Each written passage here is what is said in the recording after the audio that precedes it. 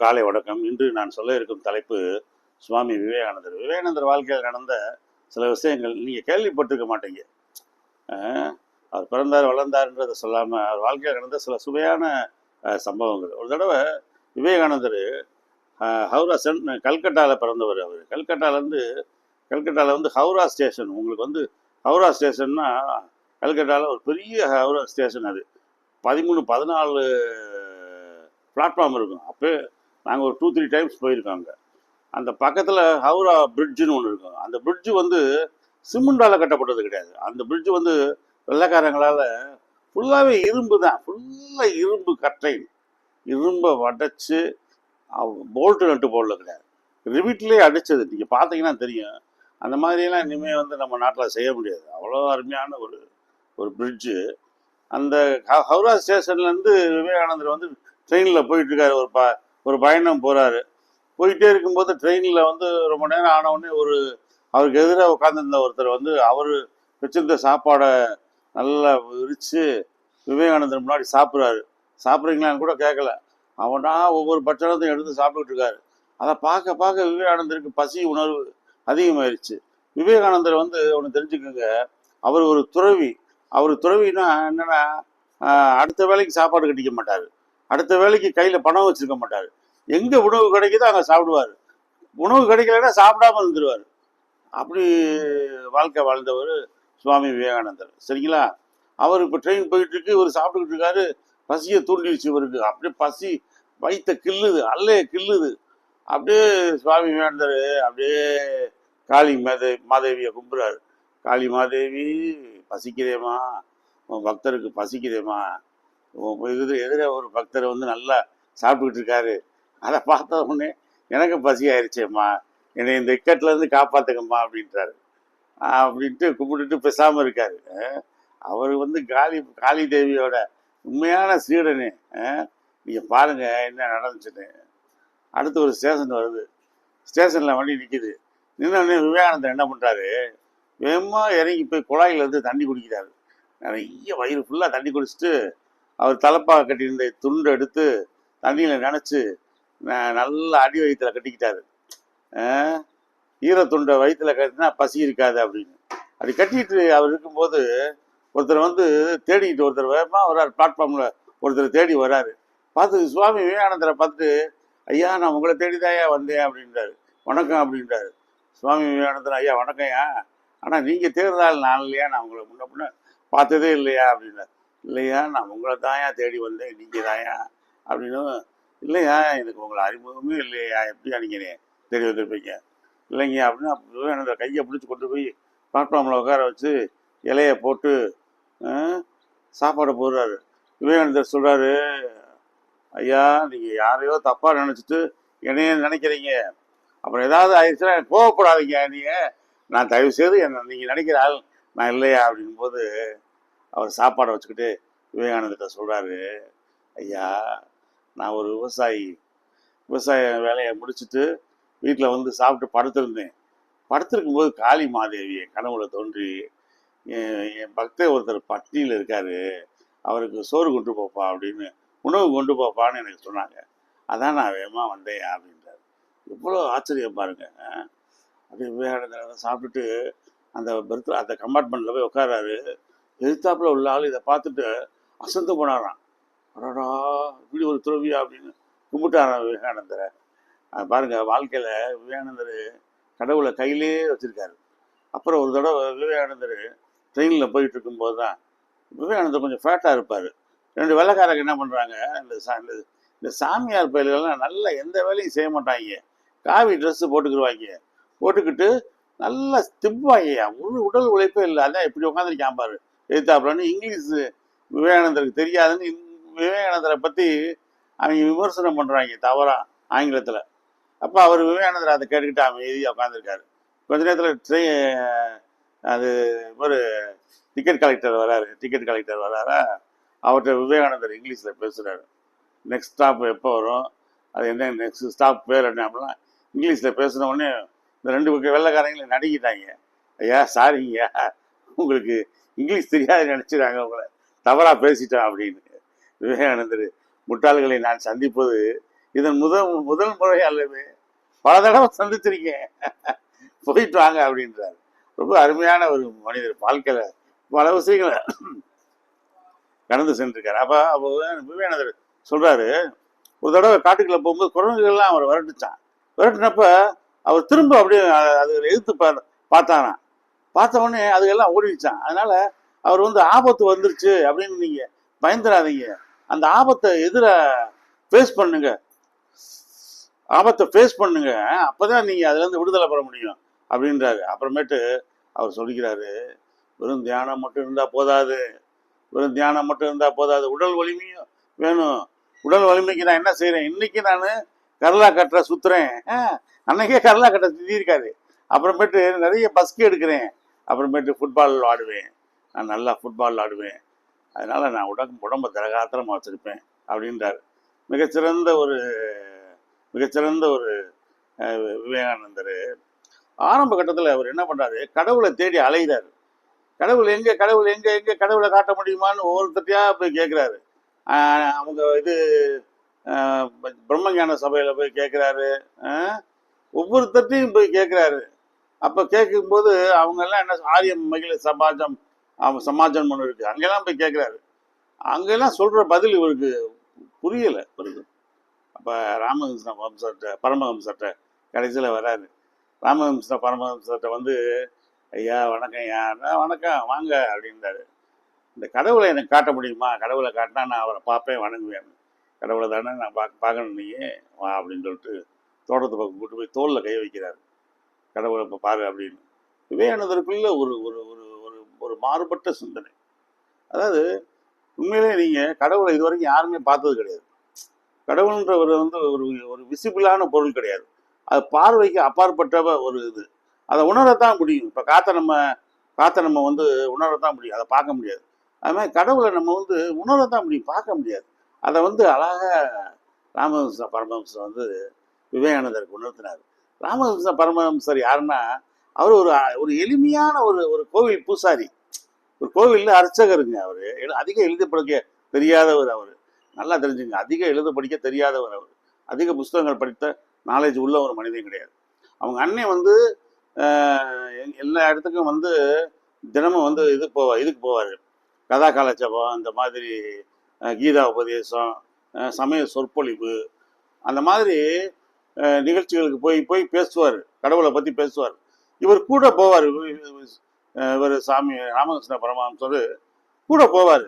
ஒரு நாள் அவங்க அண்ணனுக்கு உடம்பு சோம்பல, நீ போயிட்டு வாப்பா அப்படின்றாரு. இவர் போய் உட்காராரு. அங்கே உள்ளவங்க என்னத்தை அவர் பேச போறாருன்றாங்க. ஆனால் பேசுறாரு பாருங்க, அருமையா பேசுறாரு. அதுக்கப்புறம் இவரவே பேசுவாங்க அப்படின்றாங்க. இவர் தான் ராமகிருஷ்ண பரமஹம்சர். திருமணம் முடிச்சும் கூட திருமண வாழ்க்கையில் ஈடுபடலை. உன்னை காலியாக பார்க்குறேன், அவங்க மனைவியை காலியாக கும்பிட்டார். இவருடைய சிஷியர் தான் இப்போ இவர். இந்த ராமகிருஷ்ண பரமஹம்சர் சில விஷயங்கள் சொல்றாரு, நீங்க கேளுங்க, ரொம்ப சிம்பிளா சொல்றாரு. அதாவது மதம்னா கடவுள்னா என்னன்னா, ஒரு குளம் இருக்குல்ல, ஒரு குளம், அதுல 4 பக்கம் படிக்கட்டு இருக்கு. ஒருத்தர் வந்து கிறிஸ்டின், ஒருத்தர் வந்து முஸ்லீம், ஒருத்தர் வந்து இந்து, ஒருத்தர் வந்து சீக்கு. 4 பேருமே ஒரே தண்ணியை தான் எடுக்கிறாங்க. ஆனா அந்த தண்ணியை வந்து ஒருத்தர் சொல்றாரு, கிறிஸ்டின் சொல்றாரு ஜீசஸ் கிரைஸ்ட்ன்றாரு, முஸ்லீம் சொல்றாரு அல்லான்றாரு, இந்துக்கள் சொல்றாங்க சிவன் சொல்றாங்க. அதாவது பேரு தான் வேறையா இருக்கேன்னா, எல்லாமே கடவுள்லாம் ஒண்ணுதான் அப்படின்றாரு. அதே மாதிரி திரும்ப அந்த குளத்தவே ஓமயமா சொல்றாரு. 4 பக்கம் வராங்க. ஒருத்தர் வந்து வாட்டர்ன்றாரு, ஒருத்தர் வந்து இப்ப நம்ம வந்து தண்ணின்னு சொல்றோம், இந்திக்காரங்க பானின்னு சொல்றாங்க, கேரளாக்காரங்க வெள்ளம்ன்றாங்க. ஆனா 4 பேருமே எடுக்கிறது வந்து தண்ணி தான், நீர் தான், வெள்ளம் தான், அது ஒண்ணுதான். அது மாதிரி அவங்க வேற வேற பேர்ல இருக்காங்களே ஒழிய, கடவுள்ன்றது அல்டிமேட் வந்து அது ஒண்ணுதான். ஒண்ணு கிறிஸ்தவ முறைப்படி கும்பிடுறாங்க, இந்து முறைப்படி கும்பிடுறாங்க, முஸ்லீம் மதப்படி கும்பிடுறாங்க, சீக்கு அவங்க மதப்படி கும்பிடுறாங்க. ஆனா அல்டுகெதர் வந்து இந்த அல்டிமேட் வந்து இறைவன்றது ஒரு சக்தி அப்படின்றாரு. எவ்வளவு பெரிய ஆள் அவர் பாருங்க. அப்புறம் அவர் சொல்றாரு, கடவுளை பத்தி எனக்கு எதுவுமே தெரியாது, நான் கொஞ்சம் தான் தெரியும், ஏதாவது கடவுளை பத்தி எனக்கு எல்லாம் தெரியும்னு சொன்னா அது வந்து ஒரு மாயை அப்படின்றாரு. எப்படின்னு சொல்றாரு, ஒரு பெரிய சக்கரை மூட்டை இருக்குது, ஒரு பெரிய சக்கரை மண்டி இருக்குது. அந்த மண்டியில் அப்படியே சக்கரை குமிஞ்சு கிடக்கு. ஒரு எறும்பு வந்து அந்த சர்க்கரையை சாப்பிடுதான். ஒரு எறும்பு வந்து ஒரு சர்க்கரையை சாப்பிட்டுட்டு கொஞ்சோண்டு ஒரு பொட்டு சாப்பிட்டுட்டு, அப்பா இங்கே உள்ள சர்க்கரையெல்லாம் சாப்பிட்டேன்ப்பா நான் அப்படின்னு தான். அது தகுமா? அது வயிறுக்கு எவ்வளோ அளவோ அதை தான் சாப்பிட்ருக்கு. அப்புறம் அதே மாதிரி சொல்கிறாரு, ஒரு கடலில் வந்து ஒரு மீன் நீந்துது. அந்த மீன் வந்து கொஞ்சம் தண்ணி குடிக்குது, கடல் தண்ணியை குடிச்சிட்டு, இந்த கடல் தண்ணியை பூரா நான் குடிச்சிட்டேன்ப்பா அப்படின்னா அது உண்மையா? அது கடல் எவ்வளோ பெரிய தண்ணீர் நிறைந்தது, ஒரு பொட்டு. அது மாதிரி தான் நானும். ஞானம்னு சொல்கிறது எல்லாமே உலகத்தில் ஒரு துளி விஷயத்தை தெரிஞ்சிருக்கோம். நம்ம நிறைய நம்ம விஷயம் கட்டலாதது. அதான் அவையார் சொல்கிறாங்க, கற்றது கை மண்ணளவு, கல்லாதது உலக அளவு. Known is a drop, unknown is a ஓசன்றாங்க. Known is a drop, unknown is an ocean. அது கடல்யா, நீ தெரிஞ்சுக்க வேண்டிய விஷயம் நிறைய இருக்கு அப்படின்றாங்க. அந்த பரமஹம்சரோட உண்மையான தொண்டன் தான் இந்த விவேகானந்தர். விவேகானந்தர் சின்ன வயசுலேயே கிறிஸ்டியன் ஸ்கூலில், மிஷினரி ஸ்கூலில் படித்தவர். இங்கிலீஷ் நல்லா பேசுவார், ஆங்கிலம் அருமையாக பேசுவார். அப்போ சுவாமி விவேகானந்தருடைய ஒரு சிஷியர் வந்து, பரமஹம்சருடைய ஒரு சிஷியர் வந்து மகேந்திரன். அவர் வந்து ஒரு ஸ்கூலில் ஹெட்மாஸ்டர். டெய்லி ஸ்கூல் முடிஞ்ச உடனே வந்து இப்போ ராமகிருஷ்ண பரமஹம்சருடைய கூட்டத்தில் வந்து உட்காந்து அவருக்கு உதவி எல்லாம் செய்வாராம். நல்ல அருமையான ஒரு உதவி செய்கிறவர், ஒரு சமூக பணியாளர், இறைப்பணியாளர், இறை தொண்டு ஆற்றுபவர். அவரும் இங்கிலீஷ் தெரிஞ்சதுனால 2 பேரையும் இங்கிலீஷில் பேசுங்க அப்படின்னு பாரா பரமஹம்சர். இங்கிலீஷில் 2 பேரும் திஸ் அண்ட் தட் அண்ட் திஸ்ன்னு பேசும்போது யா யா யா எஸ் எஸ் அப்படின்னு பாரா ராமஹம்சர். அப்படியே விவேகானந்தரை பார்த்த உடனே குழந்தை மாதிரி ஆயிடுவானா ராமஹம்சர். அப்படியே மிகச்சிறந்த ஒரு விவேகானந்தர். இங்கே நம்ம மதுரையில் ராமநாதபுரம் இருக்குது. உங்களுக்கு ராமநாதபுரம் மண்ணை வந்து பாண்டித்துரை தேவர். அப்போ ராமநாதபுரத்தை வந்து என்ன பண்ணிட்டாங்க, வெள்ளைக்காரங்க கைப்பற்றிட்டு இந்த பாண்டித்துரை தேவரை கொண்டு போய் சென்னையில் வந்து படிக்க வைக்கிறாங்க. எப்படி இங்கே மன்னர் மாளிகையில் எப்படி படிப்பாரோ அதே மாதிரி சென்னையில் வந்து அவரை படிக்க வைக்கிறாங்க. படிக்க வச்சு அவர் இதில் தான் சேரட்டு காரில் தான் போவார் காலேஜுக்கு, ஸ்கூலுக்கு. எம்ஏ படிச்சுட்டு இங்கே வந்துட்டார். அவருக்கு வந்து ஆங்கில மேல்நாட்டு நாகரிகமும் தெரியும், தமிழக நாகரிகமும் தெரியும். ஆனால் தமிழை மேலே ஏகப்பட்ட ஆர்வம் அவருக்கு. கடவுள் பக்தி ரொம்ப மிகுந்தவர் அவர். அவர் என்ன பண்ணுறாரு, அவருக்கு தான் ஒரு அந்த அமெரிக்காலேருந்து அந்த இன்டர்நேஷ்னல் ரிலீஜியஸ் கான்ஃபரன்ஸ், சர்வதேச சமய உரையாடல் அப்படின்ற அந்த கூட்டம் நடக்குது. சர்வ மத கூட்டம் உலக அளவில் நடக்குதுன்னு வைங்களேன். அந்த கூட்டத்துக்கு இவருக்கு தான் அந்த இன்விடேஷன் வருது அமெரிக்காலேருந்து. இதில் வந்து பாண்டித்துரை தவிர என்ன நினைக்கிறாரு, நம்மளுக்கு வந்து இந்து மதத்தை பற்றி அதிகமாக தெரியாது, இதை வந்து அந்த இடத்துல போய் பேசணும்னா இதுக்கு தகுதியான ஆள் யாருன்னா சுவாமி விவேகானந்தர்கிட்ட சொல்கிறாரு. ஐயா, உங்களுக்கு போக்குவரத்து செலவு எல்லாத்தையும் நானே ஏற்றுக்கிறேன், நீங்கள் போய் எனக்கு பதிலாக இந்தியா சார்பாக நீங்கள் போய் இந்து மதத்தை உலகம் பூரா பரப்புற மாதிரி சொல்லிட்டு வரணுன்றார். விவேகானந்தரும் சரின்ட்டு போயிட்டு போகிறாரு. போகும்போது ராமகிருஷ்ண பரமஹம்சருடைய அவங்க மனைவியார்கிட்ட சொல்கிறார், அம்மா நான் அந்த வந்து அமெரிக்கா போகிறேம்மா, இங்கே பாதி சிக்காகோவில் ஒரு மீட்டிங் இருக்குது, சர்வசமய மத மாநாடு நடக்குது, அதுக்கு நான் போகணுமா, சொற்பொழிவு ஆட்டணும்னு சொல்லிட்டாங்க. அப்படியா விவேகானந்தா, போகணுமா நீ, அந்த கத்தி எடுத்து கொடுத்துட்டு போ அப்படின்றாங்க, காய்கறி நறுக்கிறதுக்கு. அப்போ விவேகானந்தர் என்ன பண்ணியிருக்காரு, அந்த கத்தியை எடுத்து அந்த ஷார்ப்பான பகுதி வந்து வெட்டுற பகுதி இருக்கு பாருங்க, அவர் கையில் வச்சுட்டு வெட்டாத பகுதி இருக்காருங்க கைப்பிடி, அதான் அந்த அம்மாட்ட கொடுக்குறாரு. அப்போ அந்த அம்மா வாங்கிட்டு, இந்த கத்தியை கொடுக்கறதுலேருந்தே நான் தெரிஞ்சுக்கிட்டேன், அடுத்தவங்களுக்கு துன்பம் தரக்கூடாது, அடுத்தவங்களுக்கு எல்லாவும் எந்த துன்பமும் வந்துடக்கூடாதுன்னு நினைக்கிறேன் நீ, அதனால தான் கைப்பிடியை என் பக்கத்தில் கொடுத்தேன். நீங்கள் பல பேர் பாருங்கள், கத்தி எடுத்து கொடுன்னா அந்த ஷார்ப்பான பகுதி, ஊசியான பகுதியை வந்து நம்ம கையில் கொடுப்பாங்க, அது குத்திடுற மாதிரி இருக்கும்.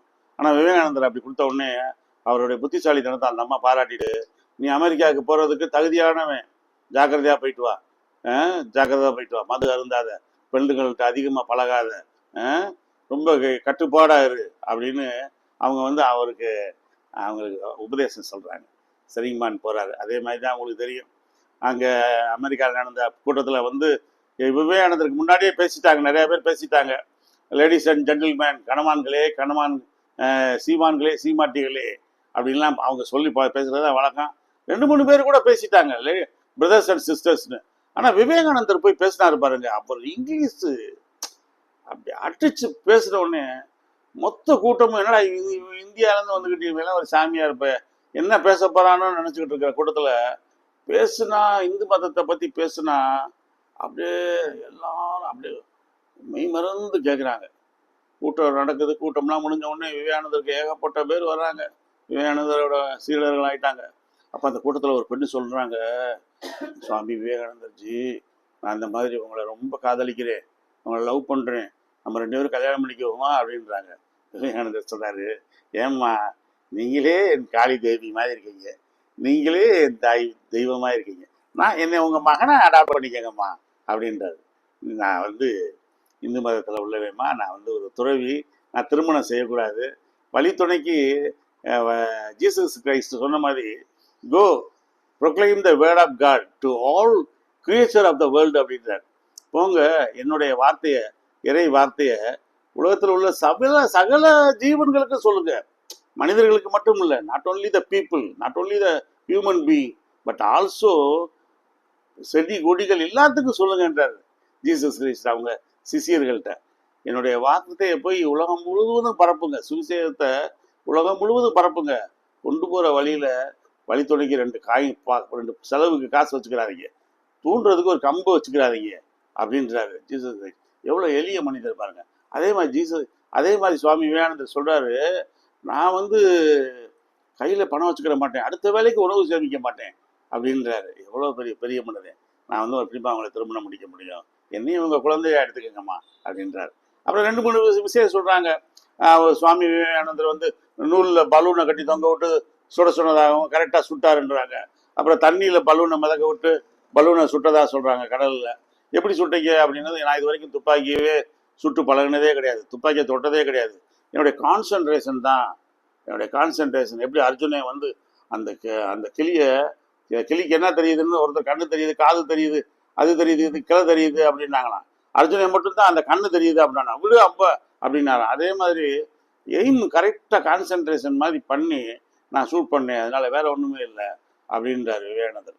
நல்லா அவருடைய உபதேசம் எல்லாத்தையும் சொல்லி அங்கே எல்லாம் சுற்றுப்பயணம் போகிறாரு. இவர் சுற்றுப்பயணம் போகும்போது பூரா எல்லா இடத்துலையும் இந்து மதம்னா அப்போ தான் என்னென்னு தெரியுது, உலகத்துக்கே இந்து மதம்னா அப்போ தாங்க என்னென்னு தெரியுது. அது வரைக்கும் இந்து மதம்னா ஏதோ ஒரு குப்பை தொட்டி, ஏதோ சாமியார் பயிலுங்க, ஏதோ பூரா சடாமுடி வச்சுருப்பாங்க, பாம்பை கழுத்தில் போட்டிருப்பாங்க, கண்டது கழுதியை சாப்பிடுவாங்க, காட்டு பிராண்டிங்க அப்படின்ற மாதிரி நினச்சிக்கிட்டு இருந்தாங்க. விவேகானந்தர் வந்து அவருடைய ஸ்பீச்சை கேட்ட உடனே எல்லாம் அசந்து போயிட்டாங்க. இவ்வளோ பெரிய அறிவாளி இருக்காங்கய்யா. எனக்கு என்னுடைய குருநாதரே ராமகிருஷ்ண பரமஹம்சர், நான் சொன்னேன்ல அவர் எவ்வளோ பெரிய அறிவாளி அப்படின்னு. சாதாரண ஓவைகள் மூலமா மக்களுக்கு இந்து மதத்தை பற்றி விளக்கினவர் ராமகிருஷ்ண பரமஹம்சர். அவருடைய ஸ்டூடெண்ட் தான் விவேகானந்தர். இப்போ எல்லாத்தையும் முடிச்சுட்டு அழகாக இந்தியா வராரு. இந்தியா வரும்போது வள்ளல் பாண்டித்துரை தேவர், ஏற்கனவே நான் சொன்னேன்ல ராமநாதபுரம் மன்னர், அவர் சொன்னார், ஐயா விவேகானந்தர் ஐயா, சுவாமிஜி நீங்கள் அங்கே அமெரிக்காவிலேருந்து வரும்போது நேராக ராம்நாடு வரணும், ராம்நாடு கடற்கரைக்கு வந்து கப்பல்லேருந்து இறங்கி உங்கள் தலையை கொண்டு வந்து முத என் தலையில் வைக்கணும், உங்கள் பாதம் வந்து என் தலையில் படணும், அப்புறம் தான் எங்கள் பூமிக்கு படணும், எங்கள் பூமி புண்ணிய பூமி ஆகணும் அப்படின்னாரு. அதே மாதிரி விவேகானந்தர் அங்கே அமெரிக்கா சொற்பொழிவு முடிச்சுட்டு இங்கே வந்து ராமநாதபுரம் அவர் மன்னர் பாண்டித்துரை தேவரை சந்திச்சுட்டு அப்புறமேட்டு எல்லா இடத்துக்கும் தேசாந்திரம் மாதிரி போகிறாரு. அப்படி அவர் போனப்போ ஒரு தடவை தான் நம்ம கன்னியாகுமரிக்கு வராரு. உங்களுக்கு தெரியும், நம்ம கன்னியாகுமரியில் விவேகானந்தர் பாறைன்னு, விவேகானந்தர் பாறைக்கு வந்தப்போ அந்த கன்னியாகுமரி பாறையிலேருந்து அந்த பாறை இப்போ இருக்கிற விவேகானந்தர் இருக்கிற பாறை வந்து ஒரு 1/2 கிலோமீட்டருங்க. நாங்களாம் ஷிப்பில் தான் போயிருக்கோம், கப்பலில் தான் போனோம், பெரிய கப்பல், ஜாக்கெட்லாம் போட்டுக்கணும் நாங்கள். அப்போ விவேகானந்தர் அங்கே உள்ள மீனவங்கிட்ட படகோட்டிக்கிட்ட கேட்டாராம், இந்த கரையில் கொண்டு போய் இறக்கி விடுங்க, அந்த பாறையில் இறக்கி விடுங்க அப்படின்னாராம். காசு கொடுங்க அப்படின்னாங்களா அவங்க. அப்போ அவங்க கேட்ட காசு விவேகானந்தர் இல்லையா, இவர் தான் காசு வச்சுக்கிறவர் இல்லையில. அதனால இவர் என்ன பண்ணுறாரு, அப்படியே வேட்டியை தார்பாச்சு கட்டி முண்டாசு கட்டி கடல்லே நீச்சல் அடிச்சுட்டு போயிட்டாருங்க. இவங்க இங்கிருந்து பார்க்குறாங்க, எங்கேயா ஒரு ஆள் கேட்டாரு நம்மகிட்ட என்ன ஆனாரியான்னு பார்த்தா அப்போ நீச்சல் அடிச்சு போய் அந்த பாறையில் ஏறிக்கிட்டு இருக்காராம். ஏறி 3 நாள் தியானங்க, கடுமையான தியானம். விவேகானந்தருடைய கடுமையான தியானம். தியானம் உங்களுக்கு எப்படிங்க 3 நாள் யாராவது ஒருத்தர் தண்ணி குடிக்காம சாப்பிடாம இருக்க முடியுமா? பாருங்க, ஒரு வேட்டியை கட்டிட்டு போனவருங்க. நம்மளாம் இன்னைக்கு போனால் என்ன சாப்பாடு, ஃபுட்டு, தண்ணி, எல்லாம் கூல்ட்ரிங்க்ஸ் எல்லாம் கொண்டு போகிறோம். போய் ஒரு மணி நேரம் உட்காந்துட்டு வர்றதுக்கு அவ்வளோ ஏற்பாடு. 3 நாளாக சாப்பிடாம தண்ணி குடிக்காம இறைவனே நினச்சி தியானம் இருக்கிறாருங்க. தியானம் இருந்தால் அப்புறம் 3 நாள் கழிச்சு திரும்பி வந்துட்டார். அதை ஞாபகத்தமாக தான் இப்போ அந்த அந்த இடத்துல வந்து விவேகானந்தர் சிலை அப்படி அழகாக செஞ்சு விவேகானந்தர் பாதம் பட்ட இடத்துல ஒரு கோயில் மாதிரி வச்சு எல்லாம் இன்னைக்கு நம்ம போய் அந்த இடத்த பார்க்குற மாதிரி அருமையாக அரசாங்கம் ஏற்பாடு பண்ணியிருக்காங்க. யார் நீங்கள் கன்னியாகுமரி போனாலும் விவேகானந்தர் பாறையை பார்க்காம வந்துடாதீங்க. இப்போ விவேகானந்தர் பாறைக்கு பக்கத்தில் திருவள்ளுவர் சிலை, டாக்டர் கலைஞர் வந்து 133 அடியில் திருவள்ளுவர் சிலையை கட்டியிருக்காரு. அந்த விவேகானந்தர் பாறையிலேருந்து திருவள்ளுவர் சிலைக்கு வந்து இப்போ கண்ணாடி பாலம். எங்கள் ஜப்பான் சைனாலெலாம் இப்போ கண்ணாடி பாலம் தான் ஃபேமஸ். அதை வந்து அந்த கண்ணாடி பாலத்தில் போய் இப்போ வந்து அழகாக எல்லாம் போய் பார்க்கலாம். நீங்களும் போய் பாருங்க.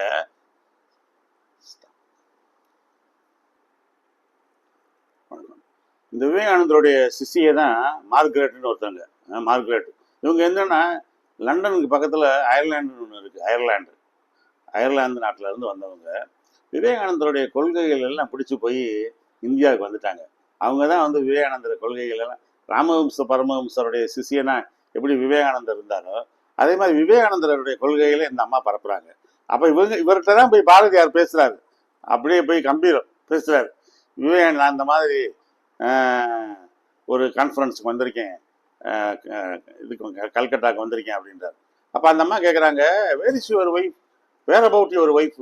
ஏன் ஒய்ஃபா அவளை எதுக்கு கூப்பிட்டு வரணும்? அவளை வந்து அடுப்பாங்கரையில் சமையல் பண்ணுறதுக்கு தானே, அவளுக்கு அடுப்பாங்கரையை தவிர்த்து என்ன தெரியும், அவளை இங்கே கூப்பிட்டு வந்து என்ன செய்ய போகிறேன் அப்படின்றாரு. அப்போ அந்த அம்மா சொல்கிறாங்க, எங்க மிஸ்டர் பாரதி, இந்தியாவுக்கே சுதந்திரம் வாங்கி தரணுன்றீங்க, பெரிய ரிலீஜியஸ் கடவுள் மேல் பக்தி கொண்டவனாக இருக்கீங்க. ஆனால் நீங்கள் உங்கள் சொந்த மனைவிக்கே நீங்கள் ஒரு விடுதலை கொடுக்கலையே. மனைவியை வீட்டில் பூட்டி போட்டு வச்சுக்கிட்டு நீங்கள் வந்து வெளியில் வந்து இந்தியாவுக்கு சுதந்திரம் வாங்கி தர போகிறேன், ஆன்மீக சுதந்திரம் வாங்க போகிறேன், அரசியல் சுதந்திரம், மத சுதந்திரம் அப்படின்ற பற்றி பேசிக்கிட்டு இருக்கீங்களே. என்னது பாரதியாருக்கு கன்னத்தில் அரைஞ்ச மாதிரி ஆயிடுச்சான். அடாடாடா, நம்ம மனைவியை வீட்டில் இப்படி கட்டுப்பட்டியாக வச்சுட்டு நம்ம இப்படி பேசிக்கிட்டு இருக்கோமே உலக சுகா. அப்புறம்தான் பாரதியார் வந்து பெண் விடுதலை பாடல்கள் பாடினார். பெண் விடுதலை, பெண்ணுக்கு விடுதலை இருக்கு, அவங்களுக்கு சுதந்திரம் இருக்கு அப்படின்னு பாடினார். அதுக்கு முன்னாடி அடுப்பு ஊதும் பெண்களுக்கு படிப்பதற்கு, அடுப்பு ஊதும் பெண்களுக்கு படிப்பு எதுக்கியா, அவளுக்கு கிச்சன்லேயே போடு, அடுப்பாங்கரையிலே போடு, படிப்பு முடிஞ்சவன் 5ஆம் கிளாஸ் 8ஆம் கிளாஸ் படித்து முடித்தவொடனே கல்யாணம் முடி அப்படின்னு சொல்லிக்கிட்டு இருந்த காலத்தில் பெண்கள் படிக்கிறதுக்கு வந்தாங்க. அதெல்லாம் சுப்பிரமணிய சுவாமி பாரதியார் பாடின பாடல்கள் தான். அப்புறம் வந்து தான் அவர் மனைவியை எங்கே போனாலும் தோளில் கையை போட்டு கூப்பிட்டு போனார். அவங்க ரொம்ப வெக்கப்படுவாங்களாம். சரி, இப்போ சுவாமி விவேகானந்தர் நல்லா எல்லாத்தையும் பேசுகிறாரு, அவர் நண்பர்கள்ட்ட எல்லாம் பேசுகிறாரு. நிறைய வந்து இந்த மாதிரி தியான கல்லூரிகள், இறைவாக்கு கல்லூரிகள் கட்டணும், டிவைன் சென்டர்ஸ் ஆரம்பிக்கணும்னாராம். எதுக்கு நீங்கள் இப்படி சொல்கிறீங்க அப்படின்னாங்களாம்.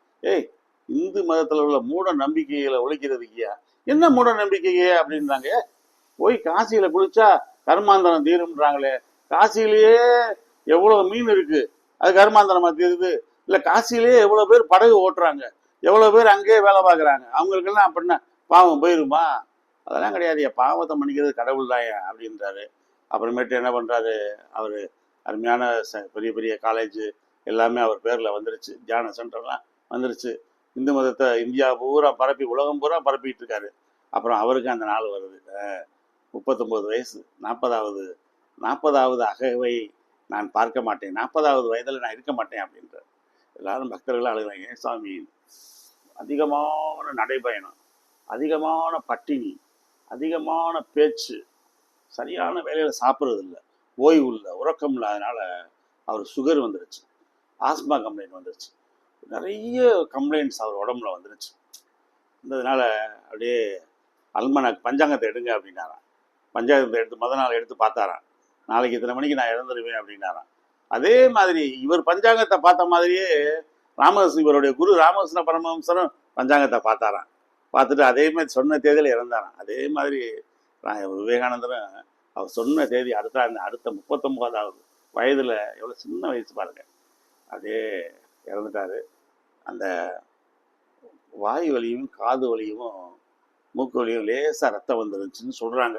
எவ்வளோ தூரத்துக்கு உண்மைன்னு தெரியல. ஆனால் அவர் சொன்ன மாதிரி சொன்ன நேரத்தில் சொன்ன நாளில் இறந்துட்டார். மிகச்சிறந்த ஒரு ஒரு ஆத்ம ஞானி. அவர் சொல்கிறாரு, நான் தத்துவ ஞானியும் அல்ல, ஆத்ம ஞானியும் அல்ல, நான் ஒரு ஏழை ஏழை மனிதர்களுக்காக பாடுபடுகிறேன், அவ்வளோதான் என்னை பற்றி அப்படின்றார். நன்றி, வணக்கம். விவேகானந்தரை பற்றி உங்களுக்கு பிடிச்சிருக்கும், உங்கள் கருத்துக்களை அனுப்புங்க. எனக்கு சப்ஸ்கிரைப் பண்ணுங்கள். நன்றி, வணக்கம்.